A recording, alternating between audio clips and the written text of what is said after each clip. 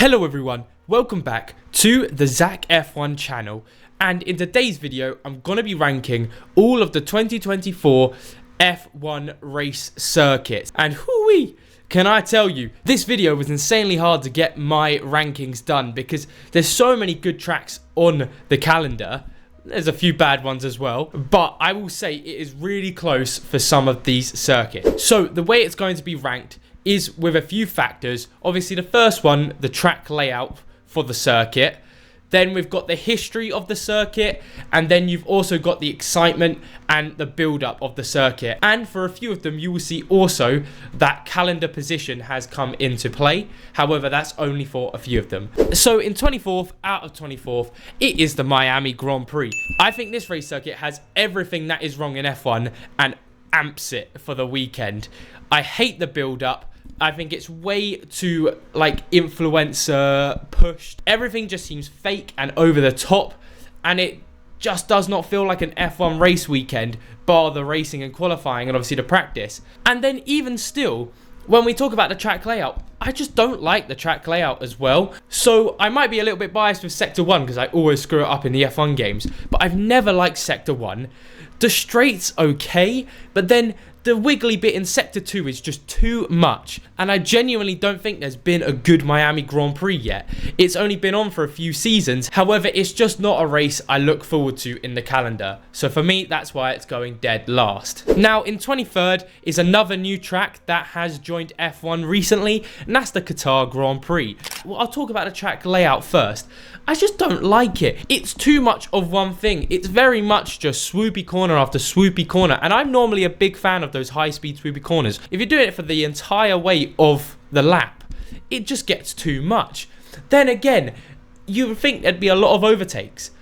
There's not really that many overtakes for the Qatar Grand Prix, which you wouldn't expect with how the track is laid out. And then on top of this, it's way too demanding on the drivers. We've seen Logan Sargent last season not even be able to finish the race. It was so demanding on them. And I could see this one going up in the rankings in a few seasons if they just get a good race. The build-up is a bit boring. There's nothing too major that happens. And then the track layout itself is nothing special. I couldn't tell you a corner that I'm really fond of for Qatar. Then another new track, you'll see a correlation here, for 22nd is the Vegas Grand Prix. Now I kind of don't like putting them 22nd because I actually think when we were there last season, it was a great race. It was genuinely one of the better races of the season. However, it just really gets pushed down by the same things Miami does. However, at least this time, Vegas has a good track layout. Vegas is just way too over the top. I mean, you should have seen some of the prices that were going. And again, there's a few corners, again, mainly in the F1 game because I always screw them up, which are the bending corners in the second sector and in the first sector. I just really don't like those corners. And I think the track is just a bit restricted from it being a street circuit where obviously they have to follow basically the roads. I'm just not that fond of the whole entire weekend of Vegas. However, if it continues giving good races, potentially in 2024 as well, it could get bumped up as well like Qatar. Also, I'm not a Ferrari fan, but I prefer Ferrari and Mercedes. And because of that manhole opening or whatever was on the track and Sainz's car getting destroyed, that lost Ferrari second place in the constructors. And I do prefer Ferrari over Mercedes, so a little bit of bias there as well. And then we move on to 21st, which for me is the Chinese Grand Prix. I think it's also a little bit because we're coming back to this circuit for the 2024 season. So we haven't seen the new red cars on here, so we never know if it's going to be just another bore fest with no overtakes. However, I don't think it's in the bottom three because I do like the first sector of the Chinese Grand Prix. I think the snail turn one corner is really cool and you don't see it really anywhere else.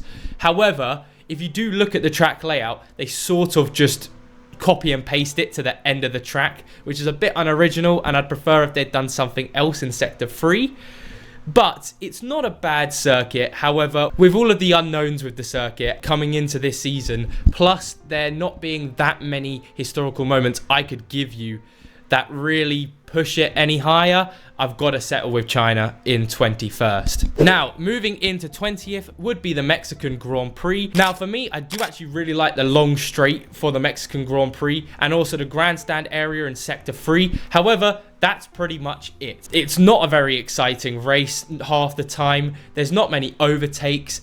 And for me, this is where I was talking about the calendar layout. It always comes at a time where if it's been a boring-ish season, someone like Hamilton or Verstappen, the last few winners, tends to win at the Mexican Grand Prix, and that kind of dampens the mood for that race weekend, because then after that, of course, it's fun to watch the races. However, the races don't mean as much anymore. Now, moving into 19th, I originally had them much lower, but I think this is a decent position to have this circuit, and it is the Monaco Grand Prix. Now, we all know that two of the factors are terrible. The track layout, it's way too old now for these new F1 cars. So the cars need to get smaller to be able to overtake around Monaco, but at the minute they can't. And so there's just no overtakes. And again, you can't really change the Monaco Grand Prix because it's a street circuit, which really limits what you can really do. Now, however, the reason they aren't dead last is because of its history. It's such an iconic racetrack, and the track layout is boring these days. However, it has so many iconic turns that you just can't put it last. Now, in 18th place, I have Spain. Now, for this, it's because, again, it's quite a boring race normally. Last season, it was okay, actually. But generally speaking, it's not the best for racing. I think the only big moment I could probably tell you was the Hamilton-Rosberg incident. And again, after that, nothing really happened bar Verstappen winning. And now they did change the layout recently, and it has improved the race. I would have put them again lower if they'd still had the chicane at the end. But again, it's just one of those track layouts where it's just pretty boring to watch. Again, as well, where it sits in the calendar, it's in between Canada and Austria, which I won't give any hints away, but I've clearly put them higher than Spain. And I think Canada and Austria are just such better tracks, and I just always get so much more excited for those two compared to Spain. Then we move on to 17th, which I have put the Hungarian Grand Prix. Now, the Hungarian Grand Prix loves its drama. We've had quite a bit of drama in the last few seasons. Obviously, we've had Hamilton getting that pole position last season. We had Bottas basically playing bowling with the rest of the grid back in 2021, which then led to Esteban Ocon winning the race. It was mental.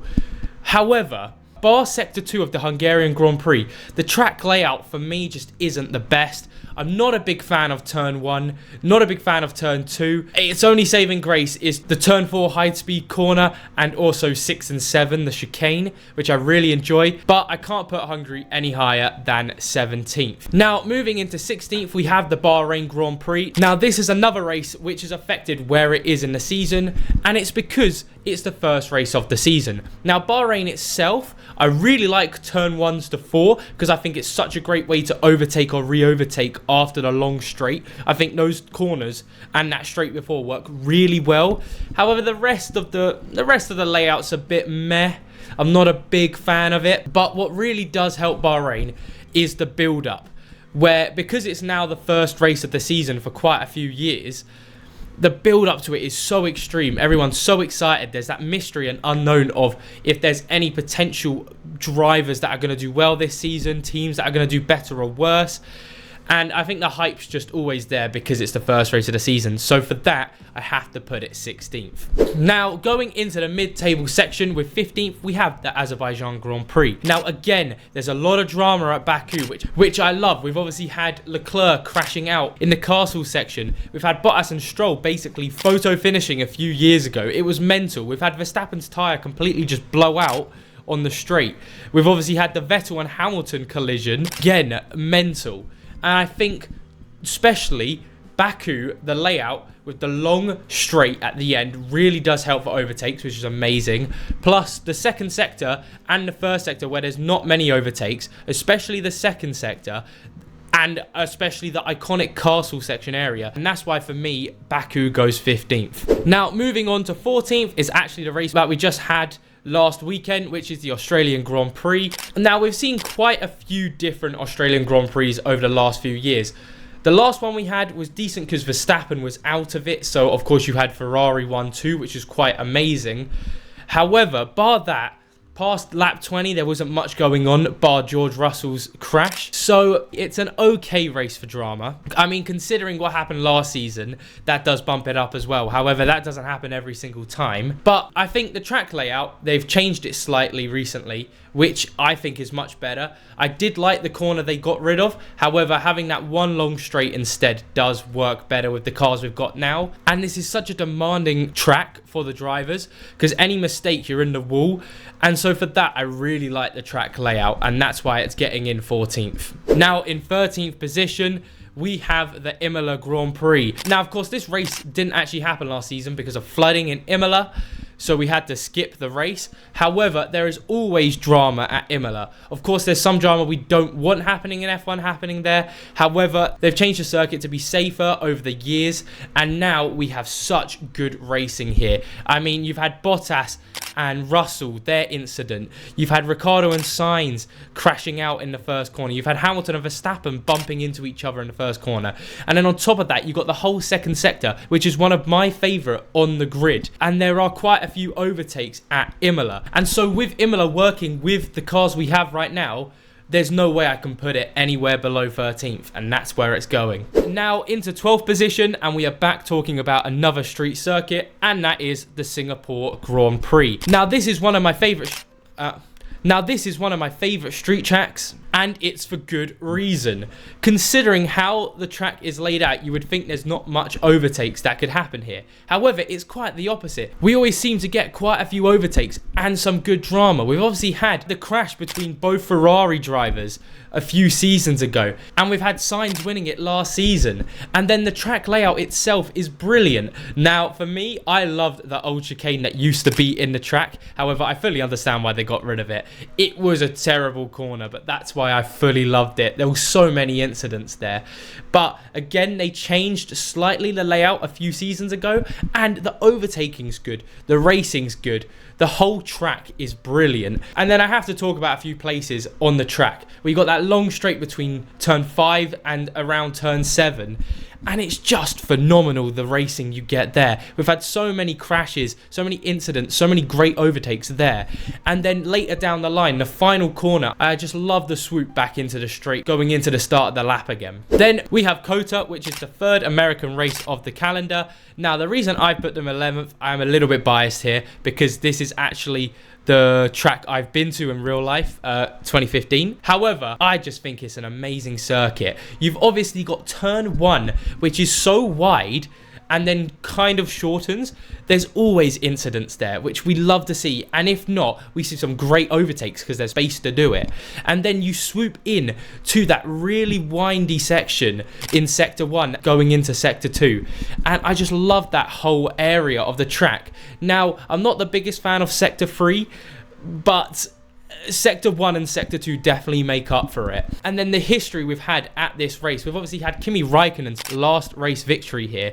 We've had Hamilton and Leclerc getting disqualified for having illegal cars last season as well. So there's always something going on at COTA. Now, I do have to say it struggles with the same issue as Mexico, where sometimes it is technically the final race of the season, so it does dampen it a little bit. However, I don't think it's as big as Mexico because the track makes up for it, whereas Mexico, not so much. Now, moving into the top 10, and we have the Saudi Arabian Grand Prix. This is probably one of my favorite newer tracks, purely because the racing here is always phenomenal, and again, the track layout is just outstanding. The whole first sector, very windy like COTA again, and you just have to be perfect with it. And you can see the G-forces the drivers have to go to in that section is just outstanding. And I just think there's enough straights to have enough overtakes again. This season's race wasn't as good, but I still think it was probably the best race of the season we had so far. Jeddah always delivers. Verstappen versus Hamilton, that was an insane race. Verstappen versus Leclerc, and then we've also had Perez winning here. So I just think this race does have the whole package for the track layout. However, the build-up, not so much, and the history, because it's a newer track, isn't too good, and that's why it only gets 10th. Now, we move on to 9th, where I have the Abu Dhabi Grand Prix. Now, a few years ago, I would have put this a lot lower because there's not many overtakes that could happen at Abu Dhabi. However, with the new changes to the circuit, overtakes are a bit more common. And personally, I really like the new swooping corner they added instead of the chicane. I do like the straights at Abu Dhabi as well, especially the long straight at the back. However, the main thing that puts Abu Dhabi into the top 9, top 10 as well, is because it's the final race of the season for the last few seasons. We've obviously had the 2010 shootout where Vettel won. We've had the 2016 shootout with Rosberg and Hamilton. We've had the Hamilton-Verstappen one in 2021. And I just think you can't have a track that the track layout's okay for, plus the history it's got, below the top 10. Now we move into the top 8 with the Dutch Grand Prix in Zandvoort. Now again, this race has become one of my favorites. It's my favorite new track on the grid, and it's slowly becoming one of my favorites altogether. And again, when we're talking about the track layout of Zandvoort, you've got turn 3, the swooping banking corner, which you just don't see anywhere else. You've got another banking corner ending the lap off. I think it's just so original. It's beautiful. And then the swooping corners throughout the race is just amazing. And there are plenty of overtakes that happen at this track. Again, another quite demanding race as well, where if you make a mistake, you're gonna hit the wall or be into the gravel, and we've seen that quite a lot over the years. And then on top of this, I just think the build-up and excitement around the race, especially the atmosphere that the Dutch fans have for Verstappen as well when Verstappen wins, it's just incredible to see the orange smoke around the circuit. It's insane how they do it, and for that, Zandvoort has to be 8th. Now, moving on to the top 7, we have Belgium, aka Spa. Now, this had to be in the top 8, didn't it? Again, another iconic circuit where sadly we have had a lot of bad drama happening, again, which we hate to see in F1. However, we have had some great battles and great drama around this circuit. We've obviously had George Russell getting a podium in a Williams around this circuit. We've had the Schumacher-Coulthard incident, which I still to this day think was the most insane start to the race ever. And then obviously they hit each other later down the line, and Schumacher was not having any of it. And then we also had the Grosjean incident, which was just another crazy start. And I think when you've had that many crazy starts, you have to be higher up on the rankings. And that's without even talking about the track layout. The track layout is so iconic. Take a shot every time I say iconic on this video. But you've got Rouge and Radion, potentially the most famous corners in motorsport. And then you've got enough straights to make overtakes, which is crucial for the F1 cars these days. Sector 2 is all right. It's not my favorite. However, Sector 1 and Sector 3 easily make up for it. And I just think altogether, the whole weekend is a really good package. And that's why Spa goes 7th. Now we move to 6th, where I have the Canadian Grand Prix. Now again, this is another one where I will even put my hand up and say I am quite biased to this, because for me, this is where the best race of all time happened. And of course, I'm talking about the 2011 Canadian Grand Prix. An amazing win, of course. Even better if you were a Jenson Button fan like myself. It was just incredible, that race. And then on top of that, the track itself, you've obviously got the Wall of Champions that has taken obviously the likes of Villeneuve, Schumacher, Button, Vettel and more all out of races before. And with the newer F1 cars, we still get some great racing. The history does help, but you have to be able to put on a good show, which we do always get at Canada. And then also another bump I just love about this track is also because it's on its own island. I just think that is so cool how there's just a circuit in Canada on an island. It's mental. Now, heading in to the top 5, and we start off with the Austrian Grand Prix circuit. Now, the reason for this, and I'm going to start off with the track layout, is because it's so simple, yet so elegant. There's only 10 corners on this track. Most of it is just straights. But these days, that's what you need with F1 cars. And we always get such good racing at this track. I mean, turn 1 to turn 2, that straight is amazing. Sector 2, I really like as well. You don't get many overtakes there. But if you're battling with someone, going in to turn 3, there's potential for you to be going side by side in Sector 2, which is just phenomenal racing. And then you've got the history of this track. It's been with the sport for quite a bit, and obviously you've had Hamilton and Rosberg colliding. You've had Verstappen and Leclerc colliding. You've had Lando Norris's, well, this only applies to me really, first podium here. But I just think It's just such a good track, and it's another one of my personal favourites. And probably if I did put a bit of bias on it, because McLaren always do well here, probably be top 3. But then heading into 4th position, I have the Silverstone Grand Prix. Now, for the last 4 I'm going to talk about, I really think these last 4 are special. And they are really the creme de la creme of F1 circuits. And of course, with Silverstone, talking about the track layout again, first off, you've got the whole Maggots and Beckett section, which is just beautiful to watch cars going around, especially if they're going for overtakes there. You've then got Copse Corner, but we've had some interesting overtakes and some interesting incidents. And I just think it's another one of those races. Again, the atmosphere so much helps, where whenever a British driver does anything there, you can just hear the roar in the TV. And then we've had such good battles here. Of course, lap 1, Verstappen with Hamilton. And then we obviously had that whole race where the tyres just started exploding, and Hamilton had to basically finish the whole last lap with only 3 tyres, and he still just about won. And then you go back even further in history, and there's so many good moments at Silverstone. And again, which is crucial for these rankings, there are overtakes for the newer cars. The newer cars still sort of work at this circuit, and this is why it gets top 4. Now, moving into the top 3, and we actually have the next circuit coming up on the 2024 calendar, and that is the Japanese Grand Prix. Now, I am a massive fan of this circuit. I don't think there's a bad corner in this track layout. The first sector, orgasmic, literally. Again, I do love a windy sector. Going into sector 2, where you got that high speed corner, I always screw it up on the F1 games, and it's just amazing. And then you get around to sector 3, probably one of the most famous corners again in motorsport, where you go about 300 kilometers an hour or quicker around that corner in an F1 car, and it's just amazing to watch. There's plenty of overtakes, there's plenty of drama throughout the years. You obviously had Senna and Prost always brawling it out here, and I just think, especially with the Japanese fans as well, who always go out of their way to make it such a great atmosphere, you've got the history, you've got the track layout, and you've got the build-up. It's all 3 in 1, and that's why it gets 3rd. Now, moving into 2nd place. Now, for me, I think not many people would put this 2nd here. However, I have Monza. Now, I'm going to talk again about the atmosphere and the build-up. This is purely because the Italian fans know what they're doing with this circuit, and it is insane. Whenever Ferrari win there, you think Zandvoort's atmosphere is crazy, or Silverstone's, it's about 10 times more crazy with the Ferrari fans, and I just love it.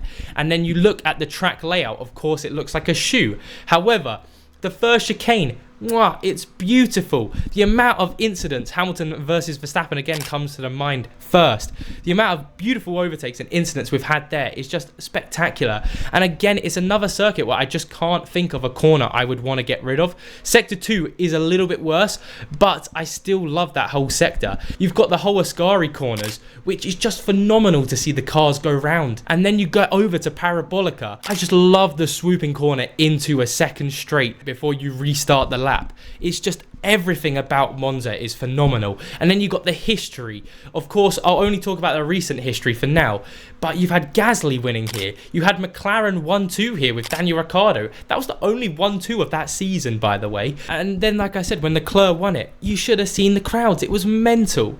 So I can't put Monza anywhere less than 2nd place, because I really do think it is the best of the rest. And the reason I say that is because going into 1st place, if you remember, the only one I haven't talked about, it of course is the Brazilian Grand Prix. And before I even talk about this track layout, the history, or anything more about the circuit, I don't even think it was close for 1st place.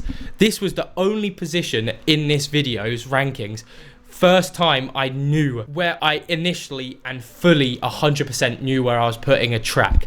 This track has everything. We've had this track where it's been the last race of seasons where we've had just such mental drama. Championships have been won here. There have been so many good battles year in and year out, and so many good stories coming out of this circuit. And even still, when it's not the last race on the calendar, it just always delivers. And again, it's just one of those circuits, I wouldn't change a thing about it. Sector 2, phenomenal. Obviously, there's not much overtaking there, but I just love a good windy sector.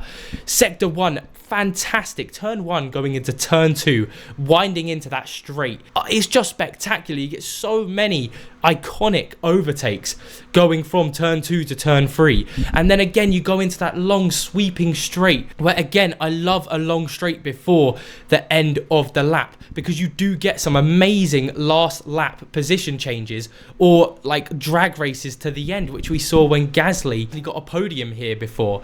And I just think the history, the atmosphere, the Brazilian fans again know how to do it right, and just the track layout is just insane, and it's just on another level. There will never be another race like the Brazilian Grand Prix, and I don't think any race even gets close to it. But anyway, what do you guys think about my rankings for the 2024 calendar? I would love to hear your guys' opinions on what you think are the best circuits and the worst. And thank you all for watching. I would appreciate if you like and subscribe. We're almost at 1,000 subs. And again, thank you all so much for watching, and I'll see you later for another F1 video. Bye bye.